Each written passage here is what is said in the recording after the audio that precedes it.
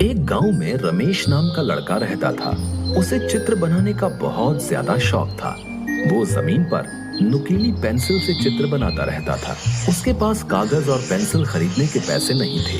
वो हमेशा सोचता था कि अगर मेरे पास पेंसिल होती तो मैं कितने सुंदर चित्र बनाता। वो छड़ी से हमेशा चित्र बनाता रहता है। एक दिन जब चित्र बना रहा था तो उसे एक बूढ़ी औरत मिली। उसने रमेश को एक जादुई पेंसिल दी। इससे तुम हमेशा चित्र बनाकर गरीबों की मदद करना, और तुम्हें अगर मेरी जरूरत पड़े तो इसी पेंसिल से मुझे बुला लेना।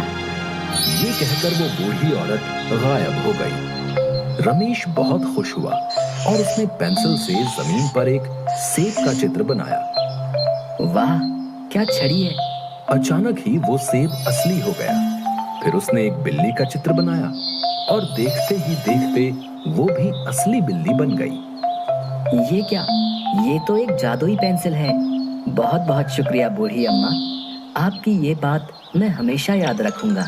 अब रमेश ने फलों की टोकरी बनाई और वो भी देखते देखते असली बन गई। और उसने गांव के बच्चों के लिए कपड़े, किताबें, अनाज आदि चीजें बनाई।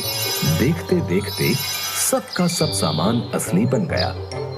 रमेश गरीब किसानों को जो भी चाहिए होता था बना कर दे देता था। गांव के लोग रमेश से बहुत ही खुश थे क्योंकि वो गांव के गरीब लोगों की सहायता करता था। ये खबर राजा के कानों तक पहुंची। राजा ने रमेश को बुलाने का आदेश दिया और राजा ने रमेश से कहा, पहले तुम सोने से भरा एक घड़ा बना दो और ये पेंसिल मेरे हवाले कर दो। महाराज, आपके पास बहुत धन है। मैं केवल गरीबों के लिए चित्र बनाकर उनकी मदद करता हूँ। राजा को गुस्सा आ गया और राजा ने सैनिकों को आदेश देकर रमेश से पेंसिल ली और वो खुद से सोने से भरा घड़ा बनाने लगा। लेकिन वो सोने से भरा घड़ा प्रकट नहीं हुआ। राजा ने सेनापति को पेंसिल से चित्र बनाने को कहा, लेकिन उस चित्र से भी कोई भी वस्तु प्रकट नहीं हुई। ये सब देखकर राजा और अधिक क्रोधित हो गया। सुनो रमेश, जैसा मैं बोल रहा हूँ वैसे चित्र तुम्हें बनाना ही पड़ेगा, नहीं तो मैं तुम्हें कारागार में बंद कर दूंगा।